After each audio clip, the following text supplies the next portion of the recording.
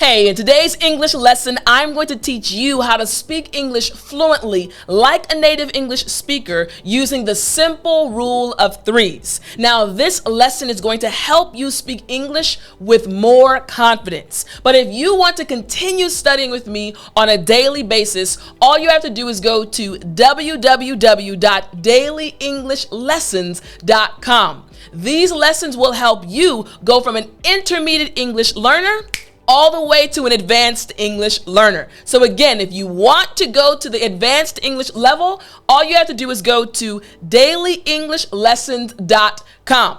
Now, are you ready? Well then, I'm teacher Tiffany. Let's jump right in. So the basics of the simple rule of threes. You see, when I was in high school, my English teachers taught me this rule. And basically it says you need to provide enough support for your thoughts, your ideas, and opinions by giving 3 details, 3 examples, or 3 reasons. So let's start with the first part of this rule. The very first part of this rule says, again, dealing with the 3 details, you have to give the important details of the topic, subject, or person you are discussing in English. In other words, you want to help your listener visualize what you are talking about. You see, English fluency is not just about the words you use. It's really about the listener's ability to understand you and to visualize what you are speaking about.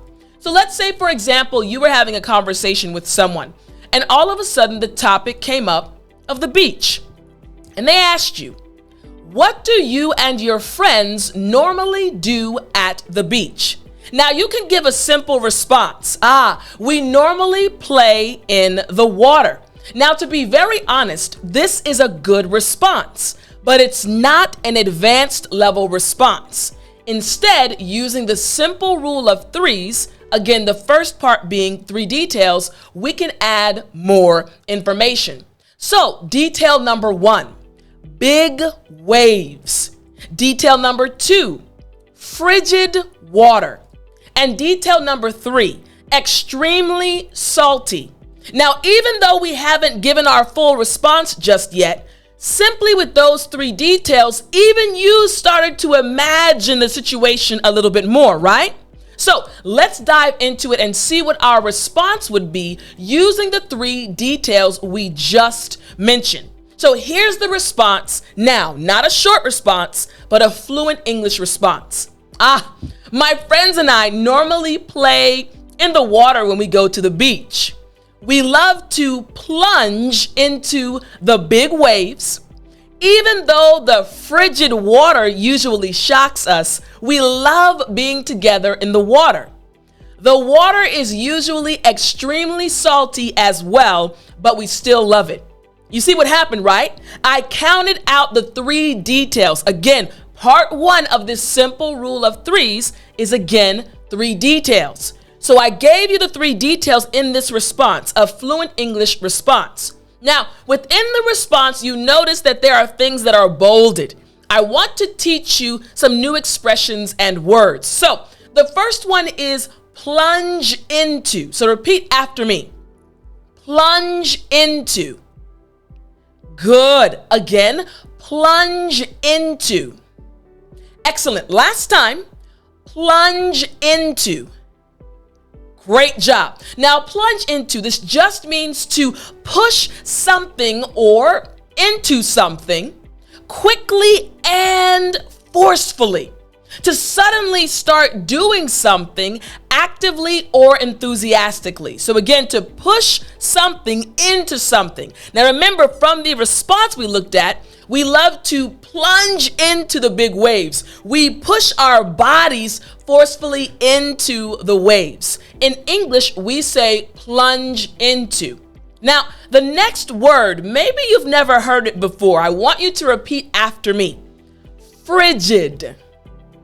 Excellent. Again, after me. Frigid. Great job. Last time after me. Frigid. Excellent. Now, this word just means very cold in temperature. Again, very cold. Woo, the frigid water. You know how when something is really cold, or you walk into a room and it's really cold, or the water is really cold when you step into a pool, your body normally shakes a little bit because of the frigid temperature or the frigid water. In English, we say frigid. Excellent. So now you understand the new word and the new expression. And you also realize that our response was a fluent English response because we used 3 details. But remember, I said this simple rule of 3s has 3 parts. Part number 2 of this simple rule of 3s deals with examples. So, giving 3 examples. The second part of this rule focuses on examples of the topic, subject, or person you are discussing. So in other words, you want to help your listener understand more by giving them real life example situations. So we're going to check out the same question we just looked at. So again, talking about you and your friends. And remember, the topic again, the beach. What do you and your friends normally do at the beach? Our simple response, once again, was we normally play in the water. Once again, simple response, the same question. But now we're looking at 3 examples. Let's see what happens. Our first example, surfing in the evening. Example 2, surfing in the morning before work. And example 3, surfing every day in the summer. So once again, we have the question, we have our basic response, but now we're giving 3 examples, real life examples, so the listener can connect more. So let's check out our response again, using the 3 examples. Here's our response right here. My friends and I really enjoy playing in the water when we go to the beach. Basic response. For example, when we have time after work, we normally go surfing in the evening. We also enjoy getting up at the crack of dawn to go surfing before work. And number 3, finally, once the summertime comes, we usually end up going surfing every single day. That is a fluent English response. I gave you 3 examples, and it helped you understand more when my friends and I go to the beach and why we enjoy playing in the water and real life situations. 3 examples. Now, in this response, you see that I mentioned a new expression, crack of dawn. So I want you to repeat after me, crack of dawn. Good job. Again, crack of dawn. Excellent. Last time, crack of dawn. Great job. Now, crack of dawn, this literally just means a time very early in the morning or daybreak. Now, I wake up, very true, at the crack of dawn. I normally wake up at 4 a.m. and sometimes at 5 a.m. I am an early bird. So I normally wake up at the crack of dawn. Again, very early in the morning. Maybe you also wake up at the crack of dawn. But again, you understand, using the simple rule of 3s, part 2 is again 3 examples. Now let's take a look at part number 3 of this simple rule. Here's the simple explanation, all right? Again, part number 3, understanding the 3 reasons. So the third part of this rule focuses on giving specific reasons for your ideas on the topic, subject, or person you are discussing. In other words, you want to help your listener understand your thought process and how you developed your idea. Remember, we are talking about improving your English fluency. We haven't even dove into grammar or vocabulary words or many other things. We're focusing on how you think in English, how you organize your ideas. So again, we're going to check out the exact same topic. Again, remember, we're talking about the beach. This beach right here is absolutely beautiful. Topic, beach. Question, what do you and your friends normally do at the beach? Simple response, we normally play in the water, but now we need reasons. Reason number one, the water is absolutely beautiful. Reason number two, it's a combination of exercise and relaxation. And reason number three, we all swim very well. Same question, same topic, but now we're using 3 reasons to support our answer and give a fluent English response. So how do these 3 reasons turn into a fluent English response? Here we go. Here's the English response right here. You know, my friends and I really enjoy playing in the water when we go to the beach.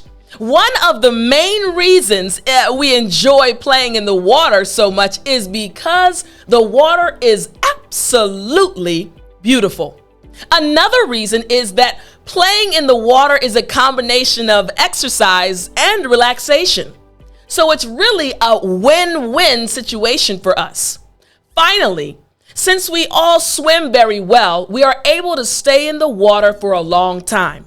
This is a fluent English response using 3 reasons. Again, the simple rule of 3s will transform your English speaking ability. Now you'll notice there are 3 words that I want to explain to you. The first one is absolutely. Good. One more time after me. Absolutely. Excellent. Last time after me. Absolutely. Great job. Now, absolutely just means completely or totally, with no qualification, restriction, or limitation, or totally.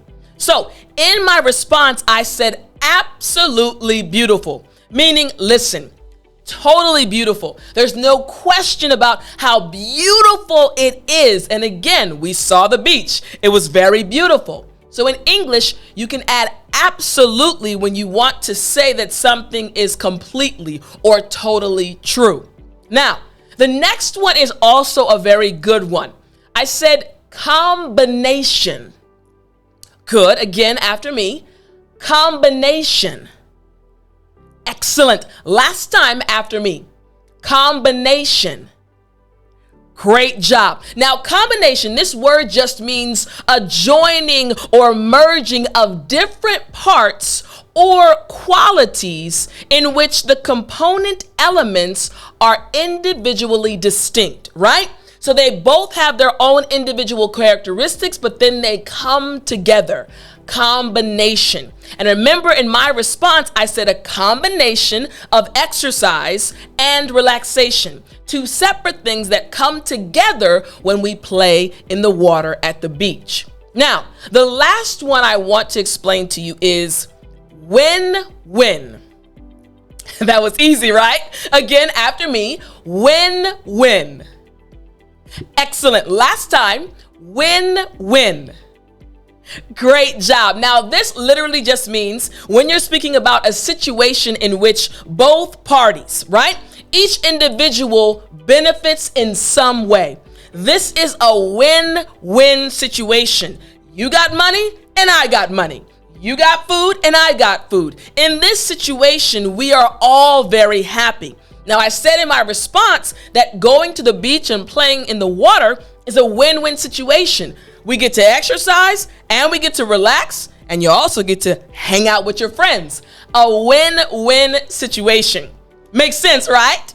All right, so again, we were able to give a fluent English response using 3, again, very good, 3 reasons explaining why we actually enjoy spending time together at the beach with our friends. Now, I really hope this lesson helped you out a lot. This rule will really change your English. But don't forget, if you want to continue studying with me, don't forget to go to www.dailyenglishLessons.com. I have lessons prepared for you that will help you go from the intermediate level all the way to the advanced level in 1 year. I will talk to you next time, but as always, remember to speak English. Do do do. Mm-mm. Mm-mm. You still there? You know what time it is. It's story time.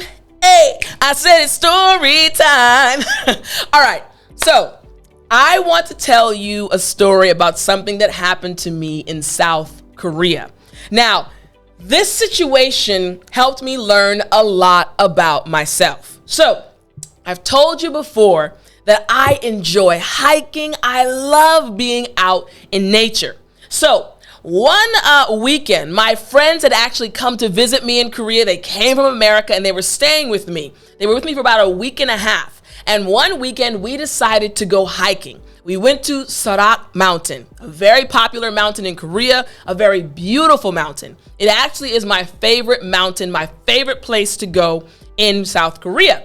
Now, the reason I love the mountain so much is because the views are absolutely amazing. You remember it, right? Absolutely amazing. So I remember this like it was yesterday. So my best friend and I, we were climbing up the mountain. Our other two friends were on a different side, walking around and sitting down, but I wanted to go to the very top of the mountain to get a picture. And my best friend said, okay, Tiff, I'll join you. So we were walking up the mountain. Now, it was very steep, but I was not scared at all. And I thought my best friend was just coming along and that she wasn't scared. So we're going up the mountain and I looked behind me and noticed that my best friend was a little further back than I thought she would be. So I kind of stopped and waited for her and she finally caught up to me. And I said, are you okay? You want to keep going? And I could tell by the look in her eyes that this was not what she wanted to do. And I asked her, I said, are you scared? And she said, Tiff, I'm not going to lie to you. Yes, I'm absolutely terrified. I said, okay, listen, it's okay. You don't have to keep going. You can stay right here and I'll come back and meet you. Now, remember I said this situation taught me a lot about myself.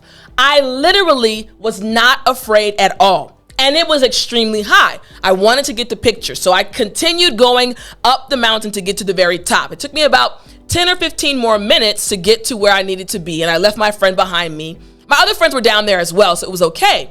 So I got to the very top and it got to a spot where you couldn't walk anymore. You had to basically get on your hands and knees to climb to the top. It didn't stop me. I put my camera in my pocket and I continued climbing. And again, remember I said this situation taught me a lot about myself. I got to the very top. Now the wind was blowing. It was very high. If you made one wrong move, you'd basically fall off the mountain. It was very high. So I got to the very top and there actually was a couple and they were kind of sitting close to the mountain and they looked at me and I, of Ken, spoke in Korean and I said, hi. I was like, do you mind taking a picture for me? And they said, sure. So I handed them the camera and I was standing. And to stand, I had to take my hands off of the mountain. And when I took my hands off of the mountain and realized where I was, I looked around and I said, this is why my friend was scared. I still wasn't scared, but it was extremely high and the wind was blowing. So they took the picture really quickly.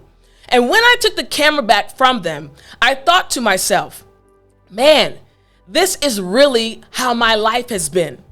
I have to go up many different things. I have to I have many challenges that I'm trying to overcome. I'm going through many different trials or many different situations. And instead of being scared, I focus on the goal. Now, this is something that was instilled in me from my parents. Things may get hard, but you keep moving forward and focus on the end goal and not what's going on around you. And I say this story to you all because this is what has made me who I am today. Your English teacher. Getting to the point right now where I am here in front of the camera, speaking to you, helping you achieve your goals. The reason I am so passionate about helping you achieve your goals is because I've had to go through many challenges along my life journey. Learning Korean, failing exams, again, failing over and over and trying to do so many things, but always focusing on the goal. And I realized the importance of keeping your focus, no matter what's going on around you. If you fall, if you stumble, if there's something dangerous, again, keeping your focus on your goal. And my goal as your English teacher is to help you focus on your goal. Don't get discouraged. things are going to happen. You might fail. You may not pass the IELTS exam the first time. You may not pass the other English test you have to pass the first time. But if you focus on your goal, you will achieve your goal. And when you get there, look around and see how far you've come. So I want you to stay encouraged as you're on this English journey. Never, ever give up. Stay encouraged. Remember that I'm here to help you, and I hope you enjoyed this story time. I'll talk to you next time.